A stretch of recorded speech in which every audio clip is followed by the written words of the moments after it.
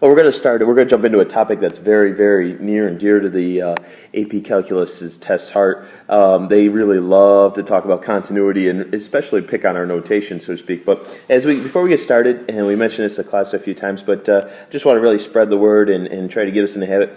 Our Twitter handle is HHS AP Calc BC. And anytime you want to ask questions or start a conversation or anything like that, there's a good chance that either I'll be able to answer it, or if I'm tied up and don't get to it, then I'm sure someone else in the class can probably answer it, or at least kind of spark a good conversation and so forth. So we're going to try that this year and see if that helps at all. All right, I've got kind of the part of a piecewise function defined on the screen here already. And what we're going to do is, before we really get into an in-depth conversation about continuity, I want to first practice our one-sided limits. Yesterday we did it graphically, and now we're going to do it from a piecewise function analytically, as we call it in the math world. So here's two functions. Now basically the first function, x squared minus 16, that'll be the active function whenever x is less than or equal to 3. And then we'll switch and we'll use the absolute values of x plus 2 whenever x is greater than 3. So half the battle is knowing who's active and who's inactive depending on the value of x. Now what we're going to do is we're going to tackle some one-sided limits. Now the 3 is what I call the break point, okay, because that's where the function switches and whoever's active changes. So that's called my break point, just so we're all using the same terminology. All right, and of course the first thing, they're not going to worry about the limit as x approaches 1 or 2 or any. They're going to worry about the limit as x approaches 3 from, like, say, the left side of f of x. Now, whenever we see the left side, what I want you to do is I want you to look for the less than sign. So in this particular example, I would go up here and I found the less than sign right there. Whether the equal sign is there or not, it has no bearing on that. So I'm going to use x squared minus 16 as my active function. I'm going to plug a 3 into that. So I got 3 squared minus 16. 9 minus 16 is hopefully going to give me a negative 7. So there's my first limit. Now the other one they're going to hit us on, of course, is the limit as x approaches 3 from the right side of f of x. And so the one thing I'm going to tell you here is, anytime they want to do a right-handed limit, we're going to instantly look for the greater than sign. Okay. And up here I found it. And again, whether the equal sign is there or not has no influence. And I'm going to use the absolute value of x plus 2 as my active function. I'm going to plug the 3 right into that one. And I got an answer of 5. Now from there, they're going to build on that, and they may ask us for the general limit, of course. You kind of know where they're going with these things. The limit as x approaches 3, period. And what we're going to say is, because these one-sided limits did not equal each other, then this general limit doesn't exist. The last thing they might hit you on is f of 3, what's the function's actual value, and that's the one and only time where you actually go and look for the equal sign. So if they want to, instead of talking about a limit, if they want the function's actual value, you look for the equal sign. That was on the top function, x squared minus 16, and so when I plug it in there, I'll get a negative 7 again. All right, I'm going to define a new piecewise function for you, and we're going to name him g of x. We're going to say that 5 minus 2x is the active function whenever x is greater than 1. Watch that. We're going to say the function has a value of 16 whenever x equals 1. And then we'll say x squared plus 2 is the active function whenever x is less than 1.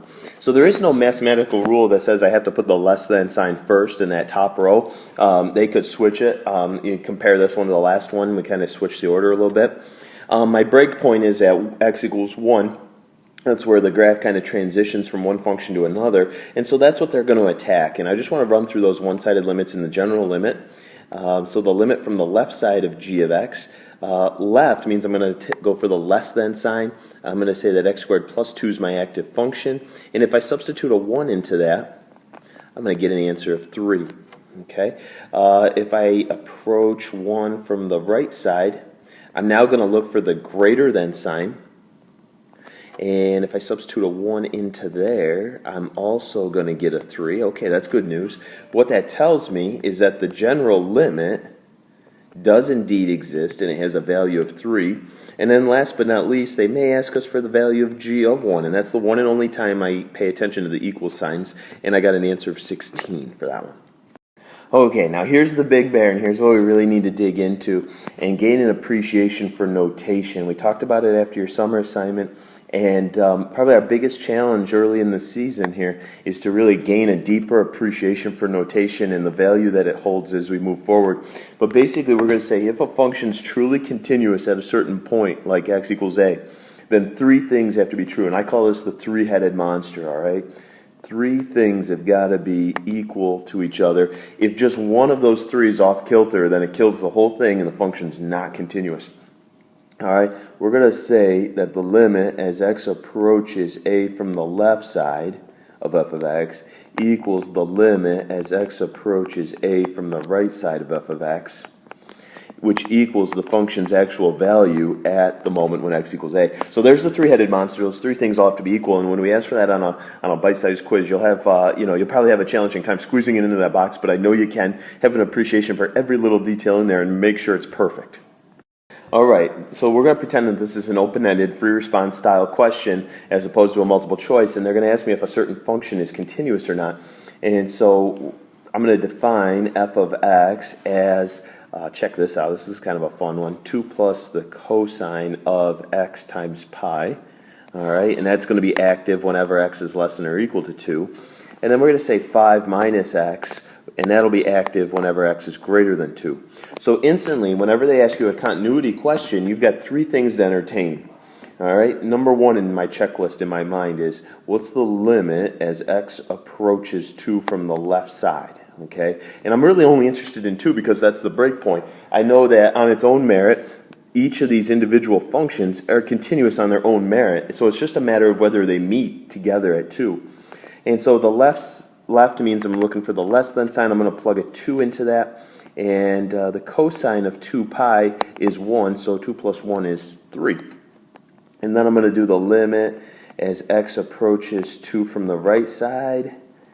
And I'm going to look for the greater than sign, and 5 minus 2, ooh, baby, all right, also gives me 3. And then the third thing I'm going to investigate is what is the function's actual height at the moment when x equals 2. Now I look for the equal sign, I go back and I plug it into the same function I did earlier, and lo and behold, we're again getting an answer of 3. And then we could justify that because all three of these are the same, that the function truly is continuous. Here's another one of their very favorite questions on the multiple choice section anyway.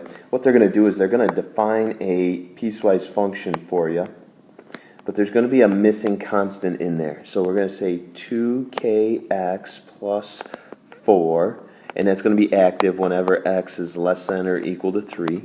And then they're going to give us x squared plus 5x plus k, and that'll be active whenever x is greater than 3. Now the key here is that missing value k is a constant, okay?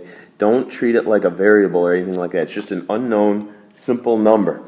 And they want to know, what does k have to be in order to ensure that h of x is continuous, okay? So if we make the assumption that h is continuous, what does the value of k have to be? Well, of course, if h was continuous, then we know that the limit as x approaches 3 from the left is going to equal the limit as x approaches 3 from the right, okay? And that's also going to take care of h of 3 because the limit from the left and the h of 3 are one and the same in this particular example. So what I'm going to do is I'm going to go ahead and I'm going to substitute the 3 in for x. And what I'm going to do is I'm going to set those two functions equal to each other. So I'm going to say 2 times k times 3 plus 4. That represents the limit from the left side and h of 3. That's going to have to equal 3 squared plus 5 times 3 plus k. Okay? Basically what I'm saying here, and by setting them equal to each other, I'm making the assumption that those two individual functions are going to have the same height at the moment when x equals 3. And if they both have the same height, then their limits will be equal and we can guarantee continuity. So as I solve that, I'm going to get 6k plus 4 equals, what we got, 9 plus 15 plus k. Subtract the k from the right to the left. Let's see, combine some like terms, 24, I think I got 20, and therefore k equals 4. If k equals 4, h is continuous. If k equals anything other than 4, then h will not be continuous.